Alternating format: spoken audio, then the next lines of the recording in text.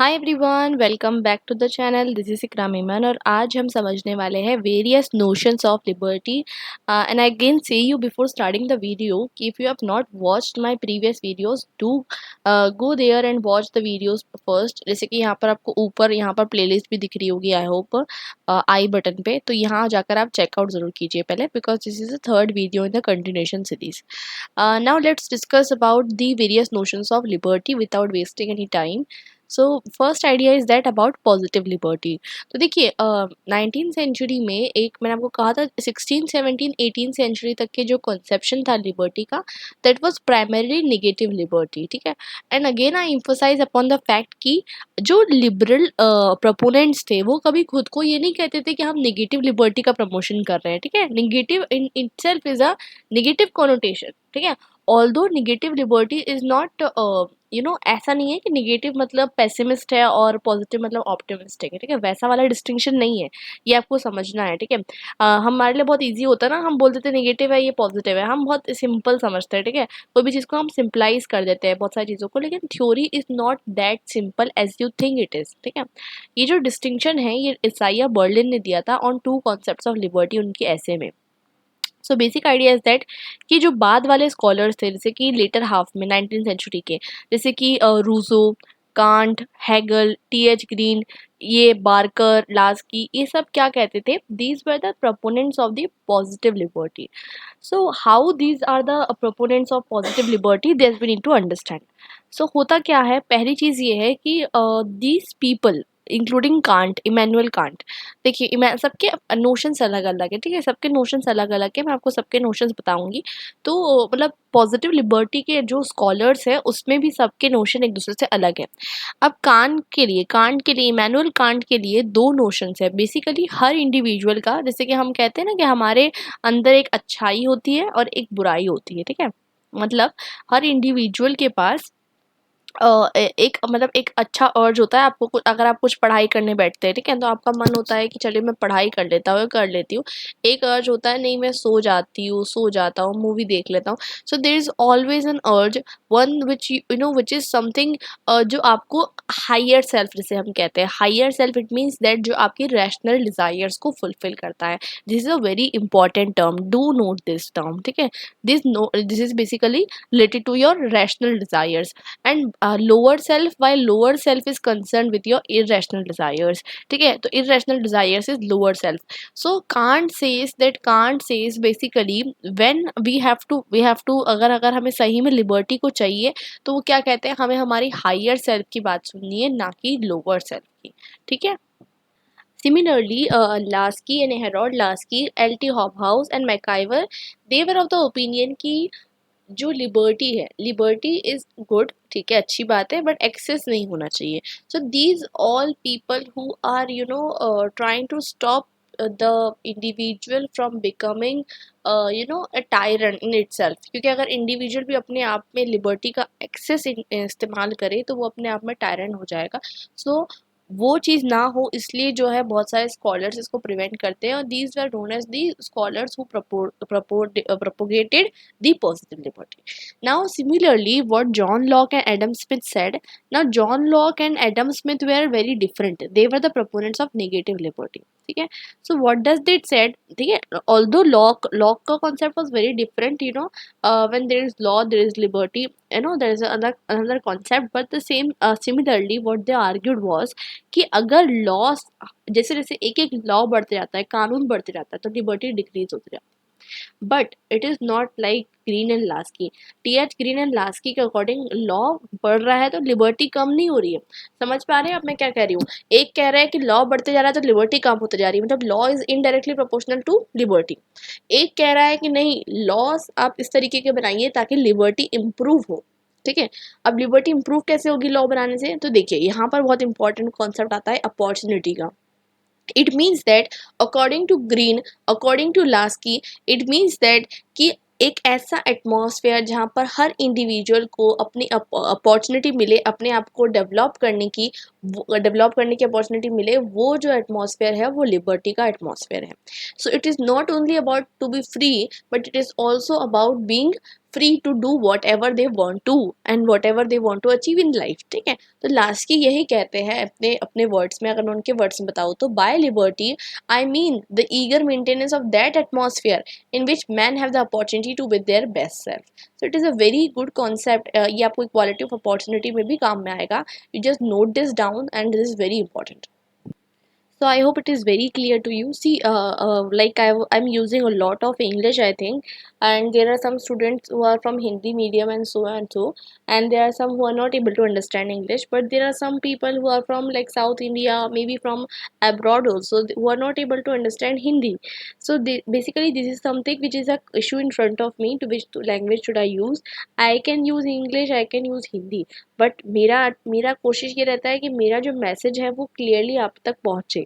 तो I will try my best कि मैं दोनों लैंग्वेजेस को अकोमोडेट कर पाऊँ, but my focus would be primarily on English because you are studying from an English medium. If you are seeing this video, I assume that you are studying from English medium. The reason being ki because this is in English, right? Entire explanation, entire textbook is in English. Although if you are a Hindi medium student and if you can understand the English, then you can definitely watch this video. But my primary focus is that कि अगर मैं आपको कुछ पढ़ा रही हूँ तो आपके पास vocabulary रहे एग्जाम में लिखने के लिए. That's why I'm primarily focusing upon English only. So I hope it's clear. Let's move ahead. So this is again the repetition of line. Last की जो line है, by liberty I mean the eager maintenance of that atmosphere in which man can be the best self. ठीक है, this is one of the important things. So last की के लिए what is important? Rights are important. अब rights कहाँ से आ गया?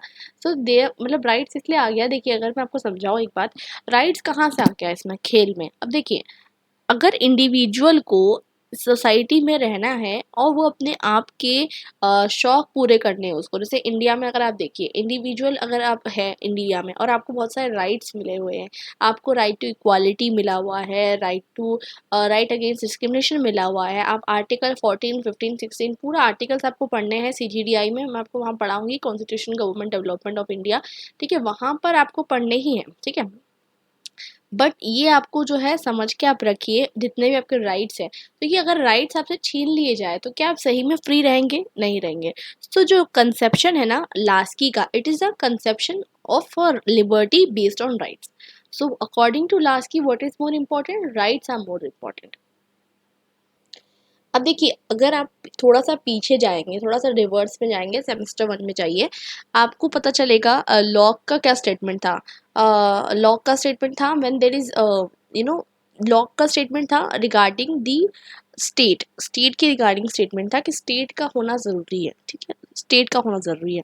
लेकिन यहाँ पर जो है वो क्रिटिसाइज इस बात का करते हैं कि अगर एक इंडिविजुअल के पास राइट नहीं रहा तो वो अपनी लिबर्टी इंजॉय नहीं कर पाएगा।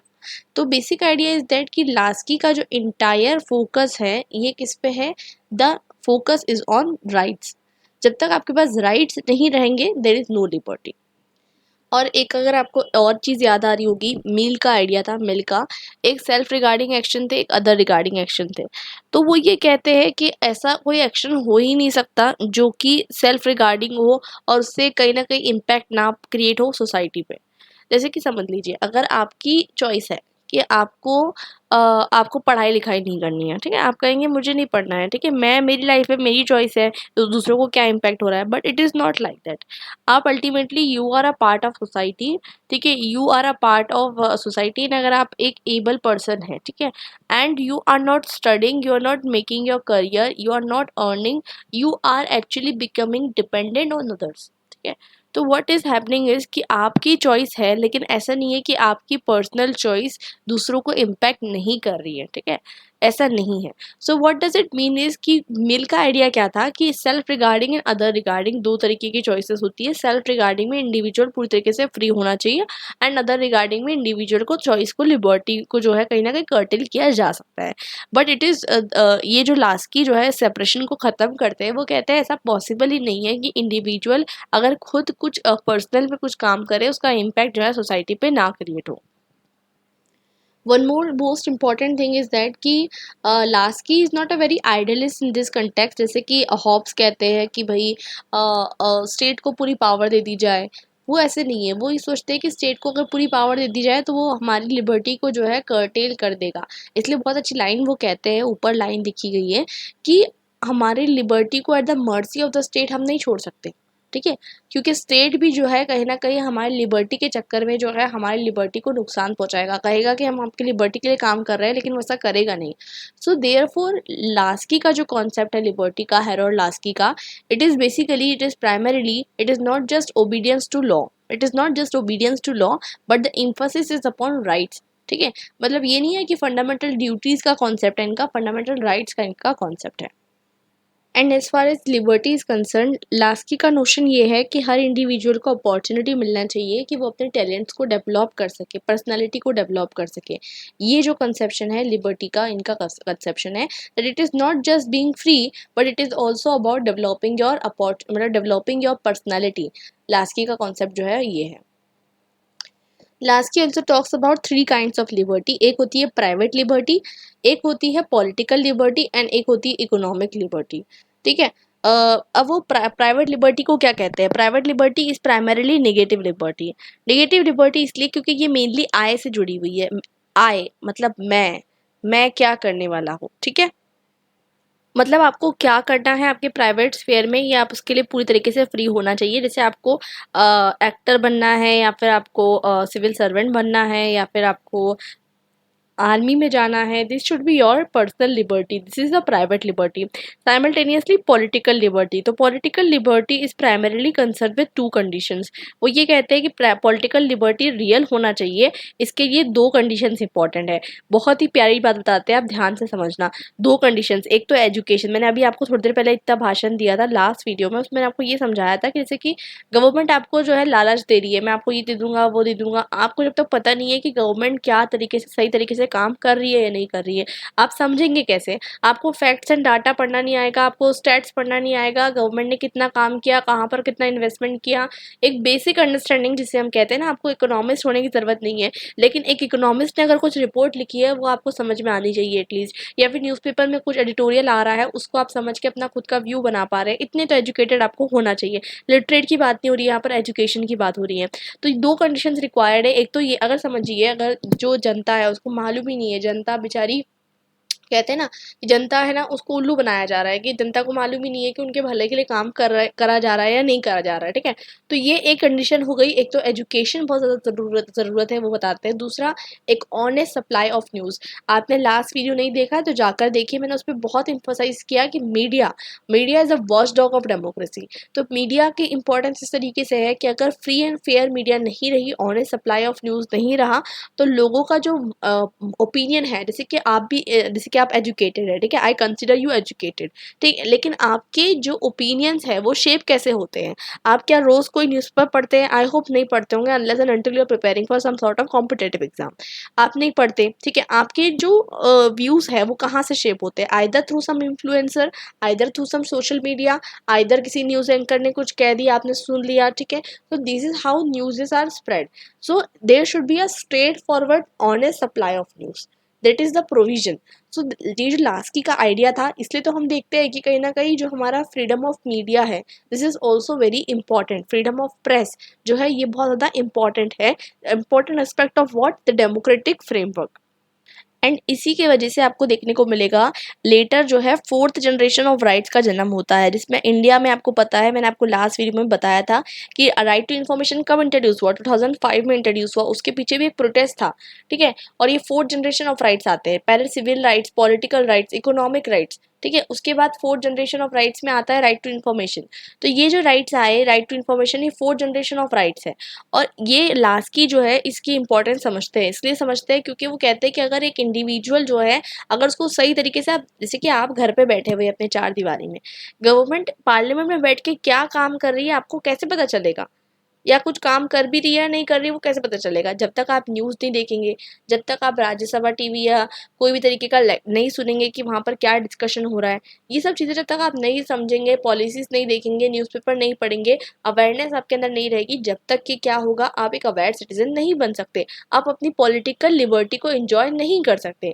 इसलिए पॉलिटिकल लिबर्टी को एंजॉय करने के लिए लास्की ये कहते हैं कि 2 चीज़ें ज़रूरी है। एक तो आपका एजुकेटेड होना। अब देखिए, अगर आपको सब कुछ दे दिया गया, आपको RSTV पे देखिए लेक्चर्स आते हैं, ठीक है, हर रोज़ का लेक्चर आता है, जहाँ जब भी पार्लियामेंट सेशन में होता है वहाँ पर है। न्यूज़पेपर आता है, न्यूज़पेपर आपके पास कॉलेज में न्यूज़पेपर होगा, लेकिन अगर आप एजुकेटेड नहीं है, समझ लीजिए आप एक ले मैन है, ठीक है, आपको कुछ समझता ही नहीं है, तो आप ये सब चीज़ों को यूटिलाइज कर पाएंगे, नहीं कर पाएंगे। So there are two quintessential conditions, prerequisite conditions to enjoy your political liberty, and first is being education and second is being the straightforward honest supply of news. So these are two important bases of political liberty. अब interesting चीज़ देखिए, ये जो उन्होंने private liberty बताई थी, ठीक है, private liberty उन्होंने बताया था निगेटिव लिबर्टी है, ठीक है, और इसके अलावा जो political liberty and economic liberty है, इसे वो क्या कहते हैं, पॉजिटिव लिबर्टी कहते हैं। क्यों? इनके अकॉर्डिंग जो इकोनॉमिक लिबर्टी है वो क्या है, economic liberty is basic idea is that कि हर इंसान जो अपना ब्रेड कमा रहा है, ब्रेड मतलब it means that your daily livelihood, ठीक है, आपकी रोजी रोटी, तो इट मीन्स दैट कि जो आपका डेली ब्रेड कमा रहा है, तो हर इंसान जो है सेफ गार्ड होना चाहिए against the wants of tomorrow, ठीक है, तो that is his conception of economic liberty. Now economic liberty and political liberty, these two are positive liberty according to him. Why these are positive liberty? क्योंकि इसमें कुछ तरीके का regulation लगेगा by the state. अगर आपको पता हो तो इंडिया में हमें राइट टू वर्क भी मिला हुआ है, ठीक है, right to work is not explicitly mentioned, right to work is been mentioned in the directive principle of state policy, ठीक है, और कोर्ट के जजमेंट के थ्रू जो है राइट टू वर्क हमें मिला हुआ है। सिमिलरली अगर आप देखेंगे मनरेगा, मनरेगा का जो स्कीम चलती है उसके अंदर आपको राइट टू वर्क कहीं ना कहीं इंश्योर्ड है। इट मीन्स दैट कि अगर आपको काम नहीं मिल रहा है तो you are entitled to what, and you are entitled to unemployment wages. So that is another concept, but the point over here is that कि economic liberty जिसके बारे में बात कर रहे हैं लास्ट की, बेसिक आइडिया इज दैट कि बहुत सारी कंट्रीज अब फॉलो करती है। अगर आपको मतलब कंट्री का काम है कि आपको राइट टू वर्क प्रोवाइड करवाना, अगर नहीं करवा पा रही है तो वो क्या करेगी, वो आपको अनएम्प्लॉयमेंट वेजेस देगी। So according to Laski, unless and until ये जो लिबर्टी है, पॉलिटिकल एंड इकोनॉमिक लिबर्टी, इसके लिए जब आप आइडियल कंडीशंस नहीं बनाओगे जब तक उसके फुलफिलमेंट के लिए, तो ये मीनिंगलेस है। सो दीज कंडीशंस जब तक, उनके लिए आपको क्या करना पड़ेगा, ideal conditions you will have to make for their realisation.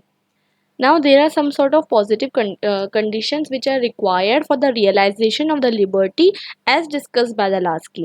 Harold Lasky ने कुछ ऐसी conditions बताई है, तो वो क्या conditions है? पहला तो absence of special privileges, ठीक है। अब मुझे आप comment section में करके बताइएगा, मुझे तो पता है लेकिन मैं आपको नहीं बताऊंगी कि हमारा कौन सा आर्टिकल है जिसमें ये डिस्कस की गई है, ये वाला पर्टिकुलर जो absence of special privileges है, ठीक है, ये कौन से आर्टिकल के अंदर हमारे कॉन्स्टिट्यूशन में डिस्कस किया गया है, ठीक है। बेसिकली फंडामेंटल राइट्स के अंदर ही आएगा, तो मैं आपको हिंट दे देती हूँ, आर्टिकल 12 से 35 तक के बीच में है।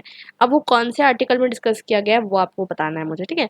अब बात करते हैं कि फ्रीडम, तो इसमें बताने की कोशिश की जा रही है कि कोई भी इंसान इन टर्म्स ऑफ लॉ, या फिर आप इसको इक्वालिटी बिफोर लॉ भी कह सकते हैं, तो कोई भी इंसान जो है, इट मीन्स दैट कि कोई स्पेशल नहीं है, there is no special privileges, ठीक है, there is no special privileges, क्योंकि अगर स्पेशल प्रिविलेजेस रही तो लोग क्या करेंगे, अगर आप कितना भी काम कर रहे हो, समझ लीजिए आपकी क्लास में कोई पर्सन है, अगर आपके साथ होता होगा कि कोई टीचर किसी स्टूडेंट की तरफ बायस है, ठीक है, तो वो उसको ज़्यादा फेवर कर रहा है due to anything, caste, class, religion, ऐसा होना तो नहीं चाहिए, but it might happen, you may have experience this और not, I don't know, but the point over here is that कि अगर आपको किसी और को स्पेशल प्रिविलेज मिलती है, सो आपके अंदर क्या होगा, आपके अंदर फ्रस्ट्रेशन होगा, फ्रस्ट्रेशन आपको गुस्सा तो आएगा।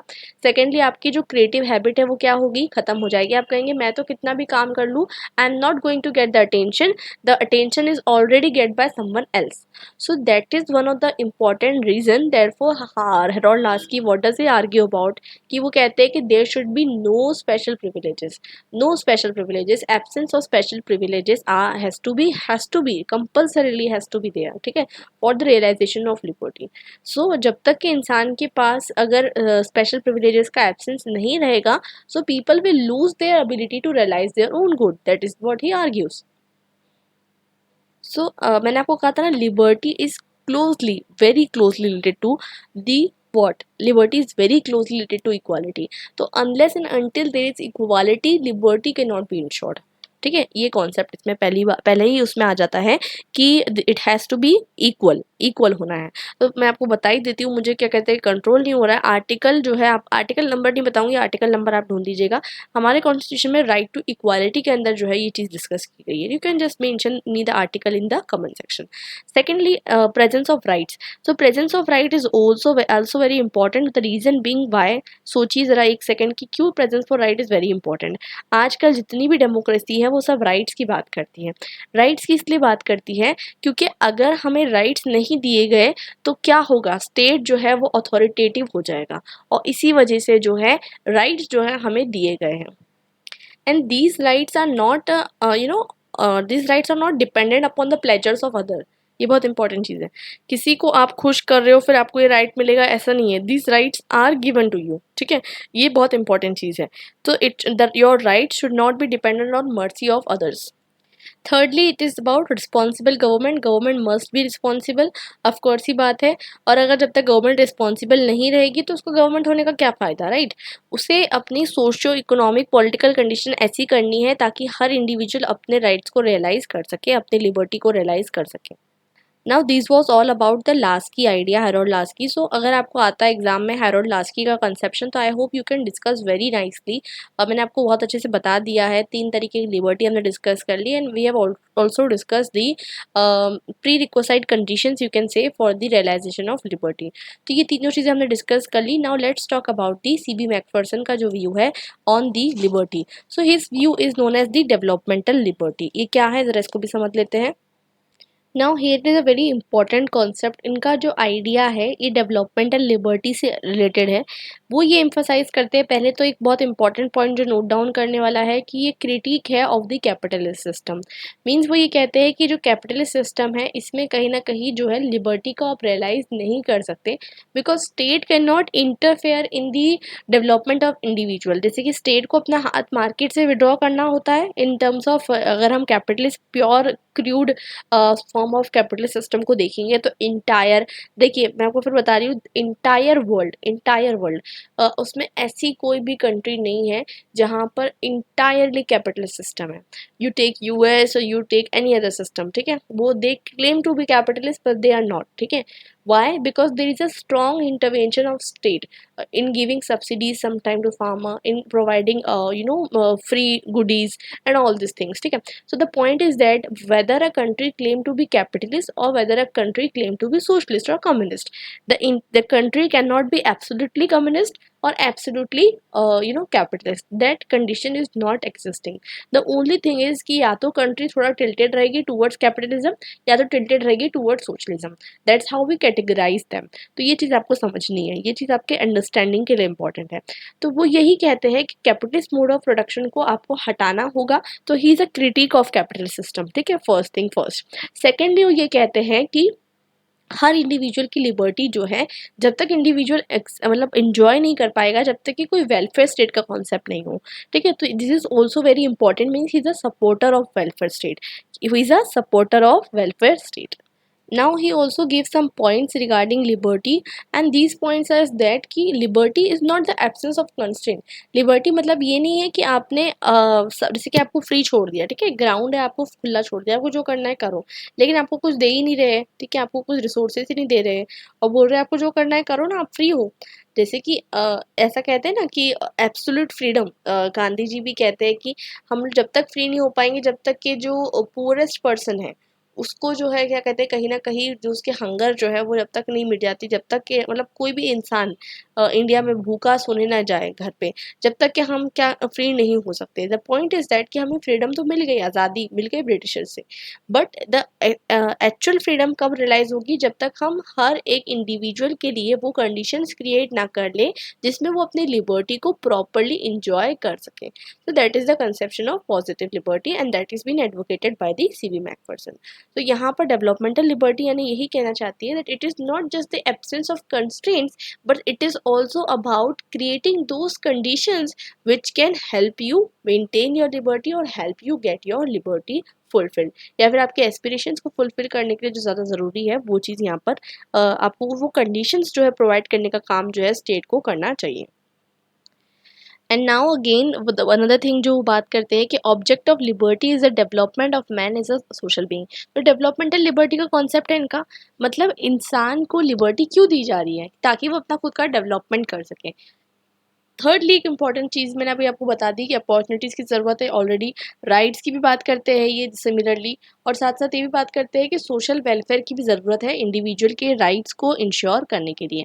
और स्टेट का काम क्या है, स्टेट का काम ये है कि पॉजिटिव कंडीशंस क्रिएट करे ताकि हर इंडिविजुअल अपनी लिबर्टी को एक्सरसाइज कर सके। और एक और बहुत इंटरेस्टिंग चीज़ बोलते हैं ये कि लिबर्टी जो है ना सोशल रिक्वायरमेंट सोशल मैन की है। बहुत इंटरेस्टिंग चीज़ है। लेकिन एंटी सोशल पर्सन को ये सब चीज़ें नहीं दी जानी चाहिए। एंटी सोशल पर्सन यानी कि उन्होंने ये कैटेगराइज़ कर दिया कि अगर कोई पर्सन ऐसा है जो एंटी सोशल है, उसको ये नहीं कहा जाएगा कि आपको भी लिबर्टी है कि आप जो है एंटी सोशल एलिमेंट्स यहाँ फैला सकते हो, नहीं। तो ये लिबर्टी उनको नहीं दी जानी चाहिए, ठीक है? एंटी सोशल या ए सोशल दोनों भी तरीके के ह्यूमन्स को। Only in a welfare state can positive liberty exist. तो एक वेलफेयर स्टेट के अंदर ही पॉजिटिव लिबर्टी एग्जिस्ट कर सकती है अकॉर्डिंग टू सीबी मैकफर्सन। बात करते हैं निगेटिव लिबर्टी की। अब negative liberty absence of external constraints है, यानी रिस्ट्रेंट्स भी बोलो कंस्ट्रेंट्स बोलो, there is no tension about it. तो ये एक्सटर्नल क्यों बोल रहे हैं, ये एक बहुत इंपॉर्टेंट चीज़ है। एक्सटर्नल आप अगर कोई चीज़ नहीं कर सकते due to your internal defect, आप उड़ नहीं सकते। उड़ सकते हो क्या आप, वो नहीं बोल रही हूँ मैं कि आप स्काई डाइविंग करेंगे, वो बात अलग है। आपके पास पंख नहीं है, आप उड़ नहीं सकते, ठीक है? You can not do certain things and those are your internal limitations. You cannot blame anyone else that I cannot do this, ठीक है? तो ये आपकी गलती है। तो those are your internal restrictions. So ये चीज़ें आप नहीं कर सकते, ठीक है? तो ये चीज़ों से ये चीज़ें नहीं मैटर करती, लेकिन एक्सटर्नली आपको क्या नहीं करने दिया जा रहा है, एक्सटर्नल क्या आप पे इम्पोज किया जा रहा है रिस्ट्रेंट, वो मैटर करता है। सो इट मीन्स दैट कि निगेटिव लिबर्टी के प्रोपोनेंट्स ये कहते हैं कि बाहर से कोई भी कंस्ट्रेंट नहीं होना चाहिए, absence of any constraints. and these people are the supporter of like John Locke, Adam Smith and Herbert Spencer. These three are the supporters of negative liberty. ये तीनों क्या कहते हैं, ये तीनों कहते हैं कि स्टेट की एक्टिविटी बहुत ही ज़्यादा लिमिटेड रखनी है हमें। There is no concept of welfare state. Welfare state की कोई ज़रूरत ही नहीं है। इट मीन्स दैट कि जैसे कि स्टेट को कहा जाता है as a night watchman and state as a necessary evil मानते हैं ये लोग। मतलब ये मानते हैं कि ये जो है ज़रूरी है लेकिन ये ईविल है, it is a necessary evil, जानबूझ के इसको रखा गया है बस, ठीक है? तो ये एक बहुत इंपॉर्टेंट कॉन्सेप्ट है। मतलब ये कहते हैं कि स्टेट को सिर्फ लॉ एंड ऑर्डर मेंटेन करना है और कुछ इनको काम स्टेट को देना नहीं है, ठीक है? जॉन लॉक ये कहते हैं कि right to life, liberty and property natural rights है मैन के, और कोई भी तरीके के रिस्ट्रिक्शन इस राइट्स पे नहीं लगाए जाएंगे। एडम स्मिथ का कॉन्सेप्ट, इकोनॉमिस्ट थे वो, स्कॉटिश इकोनॉमिस्ट थे, उनका कॉन्सेप्ट के बेसिस पे लेसिस फायर का जो कॉन्सेप्ट है यानी कैपिटलिस्ट सिस्टम जो है इसमें गवर्नमेंट इंटरफेयर नहीं करेगी बिजनेस के साथ, ये कॉन्सेप्ट आता है। हर्बर्ट स्पेंसर भी यही सेम व्यू देते हैं, वो अलग तरीके से देते हैं थोड़ा सा, जैसे कि सर्वाइवल ऑफ द फिटेस्ट वाले कंटेक्स्ट में, बट ये बायोलॉजिकल है। देखिए तीनों चीज़ें अलग है। जॉन लॉक का जो कंटेक्स्ट है वो अलग है, वो पॉलिटिकल थ्योरिस्ट है। एडम स्मिथ वो अलग है, वो इकोनॉमिस्ट है। हर्बर्ट स्पेंसर अलग है, उनका साइंस रिलेटेड है, ठीक है? लेकिन तीनों का मानना क्या है कि the state should have a very minimum interference in the matters of specially in matters of economy. So these are three distinctions between all three of them, but all three what they advocate for a state which should not interfere in person's social and economic life. I have already earlier explain you this concept कि JS मिल क्या कहते हैं। JS मिल actually दो तरीके से categorise करते हैं man के एक्शन को। First is self regarding and second is other regarding. मैं आपको पहले बता चुकी हूँ, सेल्फ रिगार्डिंग यानी ऐसे एक्शन जो आपके खुद के ऊपर इफेक्ट करते हैं। आप पढ़ाई करो नहीं करो, ये आपके खुद के ऊपर इफेक्ट करने वाला है, आपके रिजल्ट को इम्पैक्ट करने वाला है, it's your choice.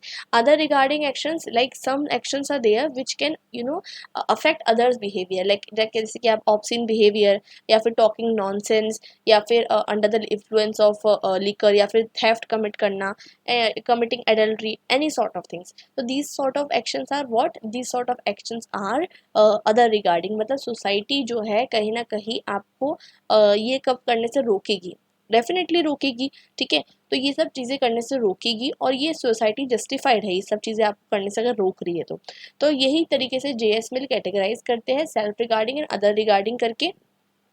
But society आपको क्या चीज़ के लिए नहीं रोक सकती, आप क्या खा रहे हो, क्या पी रहे हो, इसके लिए सोसाइटी आपको नहीं रोक सकती। रिलीजन आप कौन सा फॉलो कर रहे हो, इसलिए सोसाइटी नहीं रोक सकती। According to whom, according to JS Mill का कहना है, ठीक है, मेरा कहना नहीं है। वन चॉइस ऑफ प्रोफेशन, आपको क्या बनना है लाइफ में, ये सोसाइटी आपका तय नहीं कर सकती, ठीक है। तो JS मिल के according what is private, private क्या है, प्राइवेट मतलब अपने खुद की बॉडी के ऊपर, over himself, over his own body, over his mind, individual is sovereign. ये जो है JS मिल का कहना है। मतलब इंसान जो करना चाहता है वो कर सकता है, this is self regarding action, and दूसरे को कोई प्रॉब्लम नहीं होना चाहिए उससे कि वो क्या कर रहा है, ठीक है। ये JS मिल का सेल्फ रिगार्डिंग या अदर रिगार्डिंग कॉन्सेप्ट है। ऑफ कोर्स ही बात है, ये कॉन्सेप्ट में बहुत क्रिटिक निकल कर आते हैं, क्योंकि मैंने आपको बताया ना कि कोई भी रिएक्शन सिर्फ सेल्फ रिगार्डिंग नहीं होता। आपको कुछ बनना है, ठीक है, आपको कुछ करना है, इसका इम्पैक्ट सिर्फ आप पे नहीं पड़ेगा, आपकी सोसाइटी पे पड़ेगा, आपकी फैमिली वालों पे पड़ेगा, ठीक है। तो डेफिनेटली जो है ये इतना ज़्यादा डाइकोटोमस नहीं है जितना आसान सुनने में लग रहा है, that self regarding and other regarding.